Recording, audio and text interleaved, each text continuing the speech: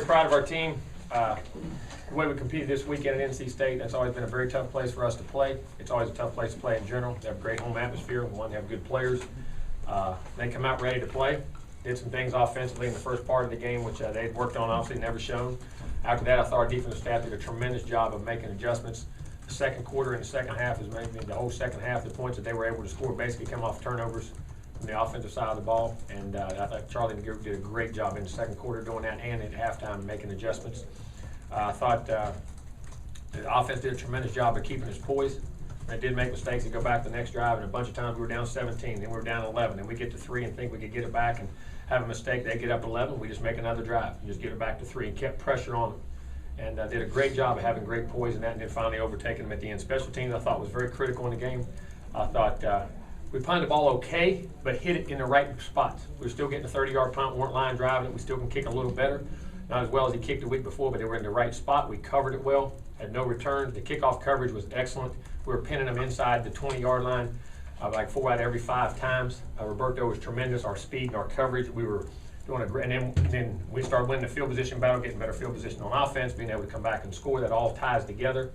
I thought Roberto, again, was excellent in that regard. A lot of guys on Dalvin Cook to Scooter and a bunch of guys on those special teams that just made play after play. Defensively, very happy with the 2 young ends that come in. I think were a key spark in the second half. Featherston and Pugh give us a lot of length, athleticism, speed.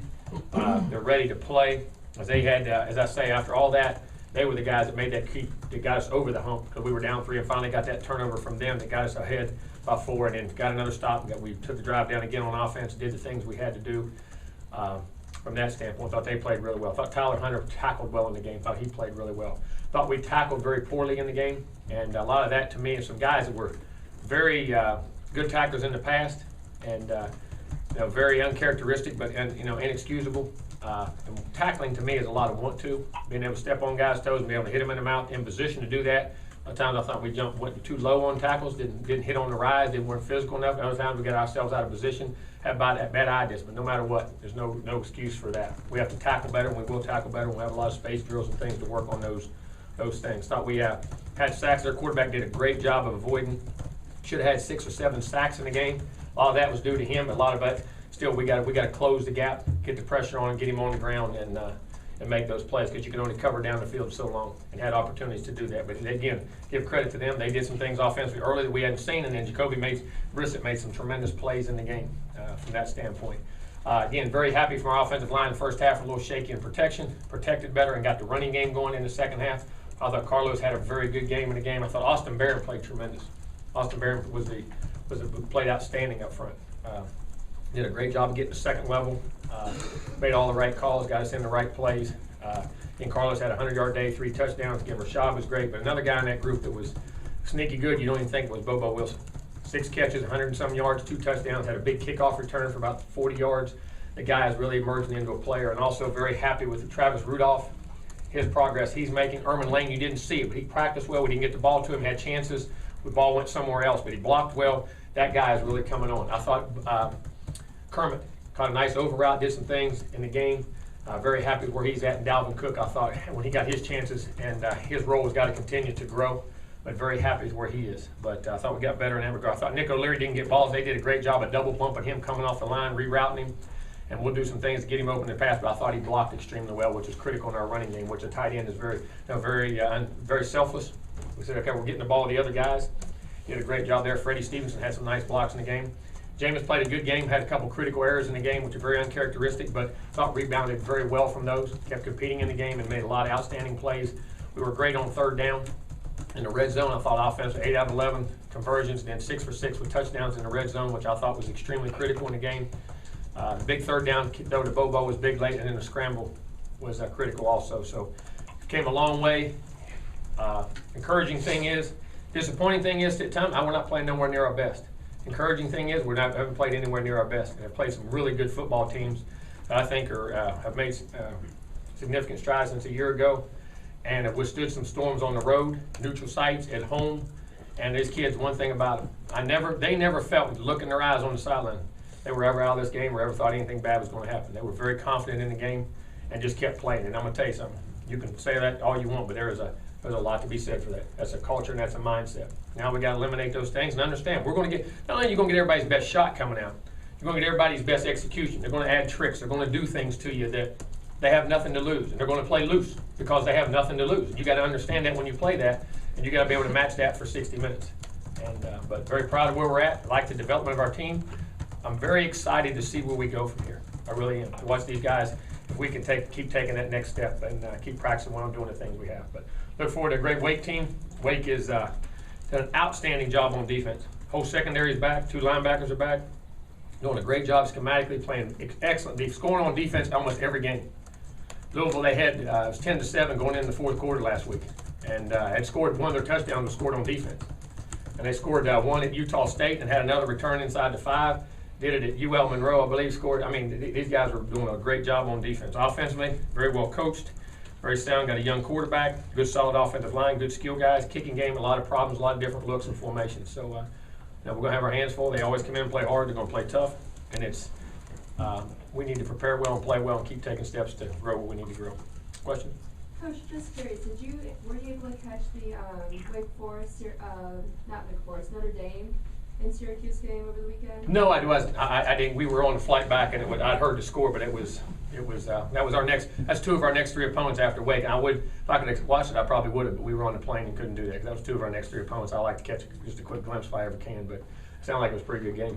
Jimbo, did you happen to catch what Coach Doran said afterwards about faking injuries? That he he didn't he accused you guys of faking injuries in the second half. I accuse him of not knowing what he's talking about. Those are not fake injuries. No one faked injuries, and we wouldn't do that.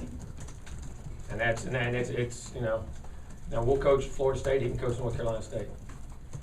Coach, what have you seen from Bobo's development that's got him a bigger part of the offense? Well, I think just knowledge. He always has athleticism. I think his knowledge, and then he's doing it and had confidence, and done a great job. And really has a lot of ability, and he's a very smart young man. What does that do for the offense when you got that second receiver kind of stepping up? Oh, it's huge. And the third receiver, I think we got 2 because I feel confident with 3 or 4 of our guys now, 5 guys in that rotation now. That's what our offense is based on. You want to take somebody away, and you're one-on-one over here. We're going to go over here. You go over here. We're over here. And that's when you can really be aggressive in how you call plays, knowing what you got. Because certain looks, if you got the wrong guy at the wrong spot, you don't like that matchup. That play may not be good if they take this away. So as a play caller, it's very gratifying and gives you a great feeling knowing if the ball goes there, good. We're good with that.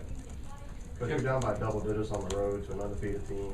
You come back, win by double digits. How does it sit with you to see yourself dropping the poll on Sunday? The polls we can't control. All we can control is how we play, and we just keep playing ball. We'll be fine. Jimbo, on the missed tackles since you've been here, is that the most you've seen? Yes, it is. It is. When I was a coordinator, we had a couple games. We had a lot like that, but since we've been here, yes. And the bad part, we're in a position to make a lot of plays. I mean, it wasn't like you're out of position. I mean, the calls are there. We're there. We got to tackle better. I mean, guys got leverage. It ain't like he's out leveraged. It ain't like he's here. I mean, just didn't step on the toes and tackle well. And again, I give them credit. They're a well-coached football team. They play hard. They've got good players. They're athletic. But those are plays you have to make if you want to win big-time games. Is there anything you can do in practice? Yeah, or is that we do. We'll have more drills. We'll create different scenarios. We'll create a lot of things to improve tackling. Jimbo, you talked so much about in the preseason about the identity of a team and forming it. Now that we're a third of the way through, what is the identity of this team, do you think? Great competitors, don't flinch, like the moment. I think it's evolving offense and defensively to how we can play. I think that part of it's evolving, but I think the personality of it and the competitiveness of it and its nature that when you line up to play, you're going to have to play us because we're not going away. We're not going to go away. Are these first 4 games even a learning experience for the coaching staff? Oh, no doubt. Trying to figure out what your team can do? It's like, I'm going to tell you this. How many people in here have kids? Raise your hand. All right. You had that first kid. You had that first kid, right? You got it down. Well, here's the second one. It's going to be just like it, right? Wrong. You know what I'm saying? And when I say it, it's similar to that, and I use that because of having kids. Because I trained it the same. I'm doing the same things I did with number 1. But the results aren't the same. He don't think the same. He don't do the same. You know what I'm saying? It's not, and that's kind of how a team is. You got to, all right, it's got a little personality here. And you never know what his personality is till it hits adversity or success or it's learn, whatever the scenario is. And you gotta try to figure that out and spend a lot of time with it to see, and then hopefully you can predict how it's gonna act. And that's kinda like what coaching's a lot alike. A lot of coaching and success comes from judging the personality of the team and getting to know it. It's not just, you don't plug it in, do the same things, it's not, life doesn't work that way. And I think that's a key part of coaching that you gotta understand, and that we spend a lot of time, and I do, identifying, talking, spending time with kids, talking with people around them and how they affect, and then watching them and how they practice and how different things they react to, because that's critical, because who you ask to do what in certain times. I mean, all those things are critical, and that's why, you know, sports are so different than everything else. It's fun.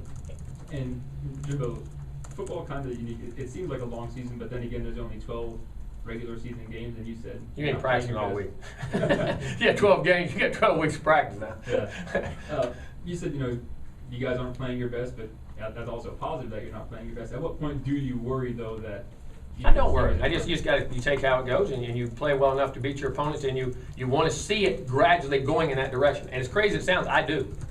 I start to see us in a lot of different ways. We've improved tremendously from that opening game. And a lot of it, I mean, from the young players from Featherston, from Pugh to Cook, to the two receivers, Lane and Rudolph. You know, those guys right now, Pender, you know, a guy we've never seen play. You know, the young D tackles, the young linemen getting in the game. All the, you know, I see a lot of it, and I can start to see it in my mind. I'm starting to form what it is and how it's going, and I'm very excited. And again, as crazy as it sounds, I still think we played better in a lot of areas than we did the week before. With those young guys, especially on the D line, were you hoping that they'd beat at this point right now, or did they always kind of hope. get thrust into it as a Well, circumstance? and sometimes, well, that's just like these receivers and Bobo and them guys emerging. Sometimes you don't emerge when you want to, you emerge when you have to. And those guys are emerging out in that direction. I know you said your team isn't playing its best. Is it gratifying to know you still managed to win ball games? Exactly, that's what I'm saying. I mean, we're encouraged by the situations we've been in and how we've been able to overcome, and you see how we can play. Now you just gotta, you gotta get it right, and that's what you want to do, especially when you get to a playoff. So you got to keep getting better each week, and you want to peak as you're going out the door in that situation. How did you see the offensive line just grow from the first half to the second half in that NC State? Grew up and got fundamentally sound, and we got to be able to run the ball, and we were so far behind early, you had to be careful, because if you were patient, you got there and run the ball 2 or 3 times, and all of a sudden you were out. Then all of a sudden they get it and scored again. We had to match and get some scores back, which they did, and I think once we got back to halftime, they got the composure back, and they come out, and we were able to keep balance in what we called, and that allowed them to play well, and I think their maturity really showed in that game. How much do you feel like as a unit they've really grown throughout this season? I do. too? I really do. Especially, I mean, I think they're getting better and better each week. I do. And we still got a long ways to go, and they're not playing their best again. But they got better when they had to. With Featherston in particular, did you see in camp any inclination that he could do the kind of things he did on Saturday? Yeah, anybody heard me talk about Featherston? I thought he has a chance to be one of those guys from the get-go. Now, you have to give him time. You have to put him there.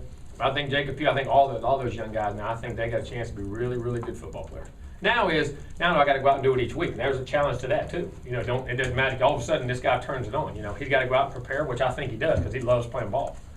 And those guys really gave us a lift. And he gives a lot more depth. He's so unique in his size and the way he's built. Does that create matchup problems? No doubt. The length. I mean, even, and then you don't think of those guys how they can close. I mean, you think they're long, they're big, and they get in the way, and all of a sudden, boom, they're cat quick. And then they get there, and then they have that extra length. You know, he's got a 7'3" wingspan. I mean, you know, you talk about that with quickness and length and size, and he plays physical. I mean, you know, it makes a difference. He gets on you way before you think, and then he can get himself out of position. As crazy as that sounds, a step or two, arms and length make a difference to make up leverage. I mean, there's a lot of things that guy can do. You've said before that he's surprisingly strong for his weight right now. Very fast twitch muscle fiber. That's why he's so quick and explosive. Where's his potential? I mean, is he a guy who can keep adding weight? Like how Oh strong yeah. can Oh, he he's going to actually end up be? being a big joker now. He's going to be a big old son gun. Mario Edwards and Mario Pender, I know you said They'll be back on the field today. I'm going to be out of con. They'll be going full speed, running, doing everything, and really excited about what their progress are. I expected things, and we'll have to wait and see, but very, very encouraged. How about Eddie and Derek? Eddie. Golden? Oh, he had an ankle again, cramped up, but I think he should be back out there today. And Derek's at a funeral. He had his grandfather passed. I mean, he had a little swelling, but he should be. I thought he'd be okay too. But he had some swelling, and he didn't go back in the game. Coach Rashad had a couple of very uncharacteristic mistakes, and then came back, made a big touchdown play, which is typical of him. What great players do. Mm-hmm. That's what great players do. I mean, you know, when you have true confidence in yourself, okay, I made a mistake. Now go on to the next play. Don't dwell on it and go make a play. One, he overthought, and the other one, he was trying to got in a hurry. Even great players, you know, I want to get that ball. I saw the hole. I know where I wanted to go, and just took my eyes off the punt. But then he comes right back and typical Rashad. It seems like Jameis has that same type of makeup when he threw 3 picks. You're exactly right. Those guys, I mean, guys, as I call, have that true confidence in themselves. Okay, I know I messed up, but I'll come back. I ain't gonna let it affect me, and I'll make plays when I'll just go the next play. And they're gonna have those mistakes. I mean, you make as many decisions and throws as Jameis does, or opportunities that Rashad has. They're not gonna be perfect, but you're gonna keep going back to them, and they'll keep making plays. Jimbo, what? Y'all's first drive, you completed a pass on 3rd and 20, but they said they called a timeout, and then they reviewed something after. I couldn't tell if they said. Did they call timeout in time, or was they checking the time of the clock, or something there? I said, does it count for the play? I said, no, just play the next play. I was already frustrated over something else in that drive on the call. I mean, but hey, and again, officials have a tough job. Again, I don't. They all make mistakes too. I mean, they have a tough job too. Did you run the same play to the other side of the field? No. Okay. Different formation. One was a 2x2, one was a 3x1. Okay. Tom DeAngelo? See, that's what disturbs you too. A couple times we got lined up out there and they went back and rechecked the clock. Well, we're already out there in the formation. That allows the defense to change the call too. You know what I mean? That happened a couple times too. Coach, if the team continues to win, how concerned are you with what happens with the polls? Well, I mean, you're always concerned. And we can't control the polls. All we got to do is keep winning. Polls are for the polls and the voters. If we keep winning and doing what we do, we'll be fine. Tom DeAngelo, go ahead. You can't come and see us this week? Okay. I'm good. Actually, I don't have any questions. All right. Yeah. Sorry about that, Tom. Didn't mean to call you out. You talked to me. No. I missed you, man. I was honored you come up last week. Hey, we can only afford to do that once in a while. I got you. Gene will pay for it. Jimbo, when your defense gives up 24 in the first quarter, what are your interactions with Coach Kelly? Are you talking to him? Are you making suggestions? And then, all right, what's going on? What you got to do? All right, identify the problem. And don't complain, don't gripe. What's the issue and what's our plan? This is the problem. What ideas do you have? Now, who can do it? Do we have the personnel to do it? Can we make the adjustments? And we had them made, and once we got them from the press box and things, they did a great job of coaching during the game. Yes, very much so. But also, is there adjustment? What plan do you have? He was ready. He knew what to do. He knew exactly where he was going with it. Had some good ideas from his assistants. That's your job. Take care of it. And how much did 41? He seemed to kind of change the complexion of what. Oh, he does. But he's setting the edge with that, and 16 too. Now, don't count 16. I mean, 41 got there, but 16 made a couple balls go high. He reached down and scooped that ball up with his hands. I mean, those guys' length and size on the edge and athleticism made a big difference. Is that something he'll say, look, I'm thinking about putting the 2 freshmen in? Oh, yeah, we had plans to play them. Hey, get them in there. Get them in there. You got to play them. Jimbo, it seemed like there were a few times where, and you said NC State did some things they hadn't shown, but a few times like a back came out, nobody picked him up, the tight end on the throwback. On the throwback, the guy, discipline, linebacker had him a man, watched him, took his eyes off of him and left. Other time on the back, same thing. Linebacker had him on a scrape right there and should have been on the edge right there with him. Now, see, that was the guy they were leading protecting with, and when he would get out there, he'd either block, or then if he wasn't there, he'd just release to the flat off a dash protection, which was different. But we had guys that counted for it, and they just got behind him or didn't do it. And then on the first touchdown pass, Tyler looked like he didn't know where somebody else was supposed to be. No, what happened was they ran a double move. There was supposed to have been a guy rotate the center of the field, but at the same time, we actually sent 6 on that play. So we had a guy completely unblocked. The ball should never, he gets sacked. You can't run a double move when you got a guy unblocked. We just whiffed the quarterback. We changed the blitz and whiffed the quarterback, which Tyler has to take the first move on that. We was taught because that's a sight. It's coming out hot. The ball's got to come out. And we just, you'll see the play. We just whiffed the quarterback. And you can't put him, you got to make the play. I'm not putting it on anybody else. I'm not trying to blame anybody. That's what happened. Jimbo, you guys are averaging 11 yards less per kickoff return this season as opposed to last season. Obviously, that's affecting your field position. Have you been able Yeah, we missed 2 blocks inside. That was the one thing. Our kick return team. We were at L4, L5, and R5. We missed blocks continually on the night, and one of them we were blocking the wrong guy. Got it correct, then we just missed the block, and we just got to work on. We had same return we worked on, and we missed 2 guys inside. It's more of a blocking, not the return. Exactly right. No, it's nothing to do with returning. You give him a crease, he'll get out of there. Given the amount of interceptions you had last year, you'll surprised only have one at this point of the year. Is that No, anything you need to work on? you don't worry about it. Turnovers, guys, you said, say, I want turnovers. The harder you try for turnovers, at least they come in, but you just gotta play your game, be fundamentally sound, make the right reads, do the right things, and react to the ball. And if they're there, they're there. If they're not, they're not.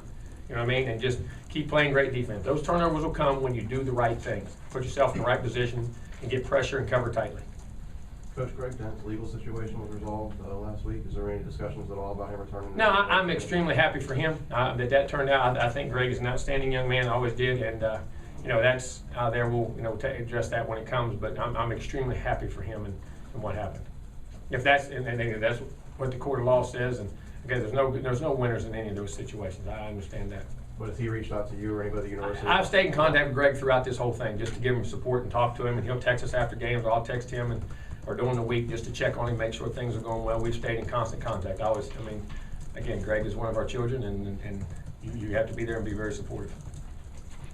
Coach, the fall sports here at FSU right now are combined 27-1. Boy, great win the other night. We beat #1 Virginia, didn't we, in soccer too? Yep. And that was a great win by Mark, and tremendous. Yeah, 4 teams in the top 6. Can you talk about what's happening athletically here on this campus? I mean, you got a lot of good coaches and a lot of good athletes, and guys are doing what to do, and they're getting the things they need to have to be successful, and very proud of them. I mean, this is a great athletic and academic institution.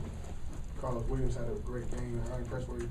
Very impressed. Carlos getting better and better. 100-yard day, 129 yards, ran the clock out at the end. That was another thing we did on offense too. Took that last drive and never given the ball back and took the game away. That was extremely critical. I mean, extremely critical. And he had a couple big runs in that. He had 3 touchdowns on the night. Carlos pass blocking well, caught a couple balls out of the backfield, just keeps getting better and better. Very happy with his. Because to me, there was 3 co-players. We have 3 co-players again. That was Carlos, Barron, and Bobo. Those guys to us, I mean, were critical on offense. Defensively, it was Featherstone and Tyler Hunter. Could this be the week Legway finally makes his debut? I'm hoping so. That's going to be that's the plan. That's what we'll see this week if he can take it. We're planning on getting him in there. That's what we're shooting for if he can handle the practice, and I think he will. He doesn't really. Boy, he took off a couple times last week. You saw it. What does he give you on defense if he's able to play? Size, speed, athleticism, closing ability, open field tackling. You know, he'll have to get back in the flow of things, but I mean, I know he's a big time, a tremendous special teams player. Jimbo, what's been your evaluation of Jalen Ramsey playing that Marcus Joyner role? Good. I think he's really big. I mean, caused a big fumble, come with his length inside, learning to be a blitzer. Get a hair more, just like Joyner sometimes. Joyner would miss tackles sometimes because he was so reckless, especially early in his career. But he plays hard. Jalen will clean up a little tackling. I don't mean that as a criticism. I mean, he gets there so fast and so athletic. Just get down and, I mean, he could have had a couple more sacks in a day. But I think he's doing a great job of length and providing pressure off the edge and covering in the slot with his length and size and playing the run. He can close on the ball. I think he's got a chance to be a heck of a nickel now. Great size. And you just don't see a guy that size that has that burst. Jimbo, on Jameis's second interception, did he just not see the kid? It worked the wrong side of the field. Coverage should have worked the other side of the field. I mean, it was that simple. And walked into a bad coverage. Just thought it was a different coverage. Thought they were going to roll and made a poor choice. What's he like coming off the field? He doesn't make many mistakes. So what's he like when he comes off the field? And then he knows when he makes it. He knows. You can tell when he feels somebody else was, or we have. That's why I say he and I are. You know, and you're in the heat of battle. And we have our discussions. You always trust the information coming back. And he was. I don't know. You're right. I made a mistake. I read it wrong. I did it wrong. Could have come the other way. Then he battled right back the next drive, and you know we go straight down the field. So I mean, it was good. That seemed like one of the rare times that even Randy Sanders got upset. I mean, was it that obvious? Yes. And it wasn't a play.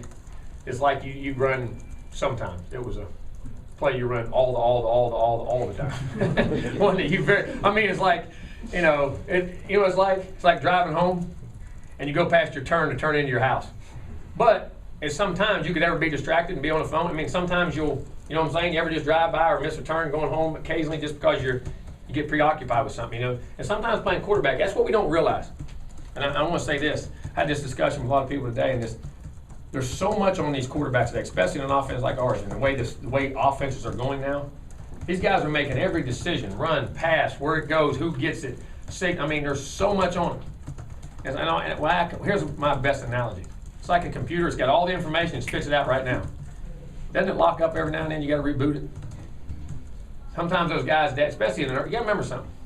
No matter how mature a guy is, still got a young mind. That mind's only 18, 19, 20, 21, 22 years old. And I know we say it's a young mind. It's part of human nature. Every now and then there may be a 3 or 4 play glitch. See it in pro ball.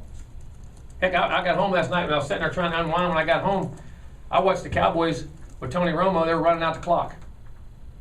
And at a 3rd and 1, they get the first down, game's over.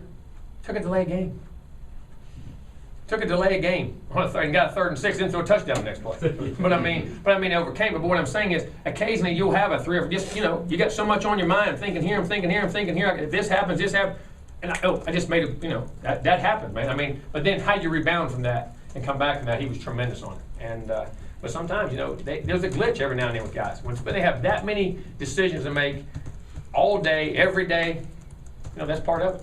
Christian had 2 great catches. 2 very good catches, nice catches, great for him to get his first touchdown. Very happy for him, and also very sad because I know he lost his grandfather on that day. But very rewarding to see a guy work that hard and be such a great kid. And he's doing a great job for us right now. Yeah, well, Dalvin had a great touchdown run. Another big run coming off the goal line. Yeah. Talk about his adjustment, how he's really coming. He just needs at bats, and the more he gets in there, the better he's going to be. And he's a natural. I mean, he's a heck of a football player.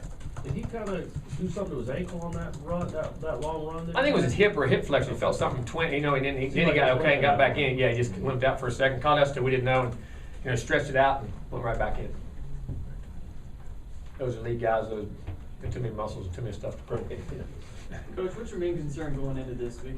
Is it the defense or is it? It's our team in general, where we go as a team. I mean, how we want to keep building, how we want to keep improving, how we want to keep practicing, and the culture we create and the mindset which we have. I mean, I worry about all of them all the time. But I mean, from that standpoint, I think it's important how we create our culture of our team, again, identifying the personality and how this team continues to grow as a unit. The rush defense, Jimbo, I mean, Niles obviously not coming back this year. I know that you guys played better defense the final 3 quarters, but is the rush defense? No, I think some of it wasn't up front. Some of it was our linebackers ain't coming down here on time. When you get double teams, they got to come down here and take those blockers off, and we'll create better space. And our linebackers at times got to be coming downhill quicker in different things, and didn't do it at times in that game. And up front, really didn't play bad at all, as far as run defense and the interior guys. A couple of times we peeked out of a hole and should have squeezed it down, but we got to trigger a little bit at linebacker and come and bring it downhill a little quicker on obvious runs. How do you envision a Legway when he gets in? I mean, how do you expect he'll be able to get in? Make 32 tackles, run downhill, make 9 sacks. That's what we expect. No. I mean, I expect him. I mean, guy ain't played football. He'll have to. He's got to learn to play. He's in practice, so he's got to get a feel for the game. But I expect he'll be a little nervous in the beginning, a little jittery, and I think after he gets hit a few times or half a game, or when he gets in, he'll really start to click and play. And just realize, like I say, the mental part of my foot's okay. I'm not going to be injured, and then all of a sudden, a couple things will happen. You'll get competitive, and you'll forget about it and turn it loose. But I think he'll give us a great boost for depth and athleticism. Is Trey Marshall getting closer to? Yeah, Trey got dinged up though. Trey got banged in the head. He got a slight concussion coming out of that game, so we'll hold him today. He got it on special teams.